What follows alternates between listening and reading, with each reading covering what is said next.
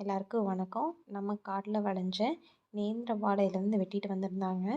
அங்கேருந்து கொண்டு வந்த வாழையில சரி நேந்திரவாழை சிப்ஸ் போடலான்னு சொல்லி வச்சுருந்தேங்க. ஒரு 2 நாள் விட்டோன்னே என்ன ஆயிடுச்சுன்னா 2, 3 பழம் பழுத்துருச்சு. சரி பச்சை வாழைப்பழம் வச்சு நம்ம நேந்திர சிப்ஸ் பண்ணலாம், குழந்தைகளுக்கும் ஹெல்த்தியாக இருக்கணும் அப்படிங்கிறதுக்காக ரெடி பண்ணலான்னு ரெடி பண்ணேங்க. முதல்ல அந்த தோல் நீக்கிறதுக்கு தண்ணியில் போட்டு எடுத்துங்க. 3 பக்கம் ஒரு கோடு மாதிரி போட்டு அதை சுத்தமாக எடுத்துடணுங்க. எடுத்ததுக்கப்புறம் இந்த மாதிரி ஸ்லைசஸாக பண்ணணும். ஸ்லைஸ் பண்ணி எடுக்கும் போது ரொம்ப மொந்தமாகவும் இருக்கக்கூடாது, அதே மாதிரி ரொம்ப லேஸாகவும் இருக்கக்கூடாதுங்க.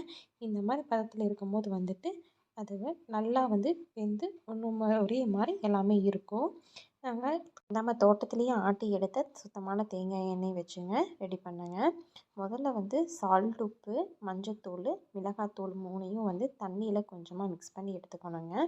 அப்புறம் எண்ணெய் சூடானதுக்கப்புறம் இந்த வாழைக்காய் தனித்தனியாக கொஞ்சம் கொஞ்சமாக போடணுங்க. போட்டு எடுக்கும் போது ஓரளவுக்கு மீடியமான கொஞ்சம் வெந்ததுக்கப்புறம் மேலாப்பில் நம்ம கலக்கி வச்சுருக்கிற இந்த எடுத்து ஊற்றணுங்க.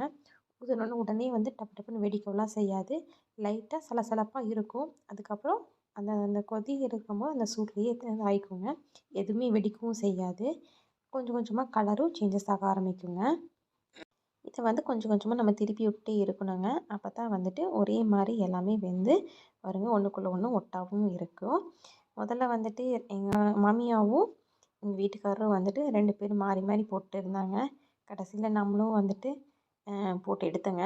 பரவாயில்ல, ஏதோ எனக்கு தெரியாது இது பற்றி கொஞ்சம் நானும் கற்றுக்கிட்டேன்.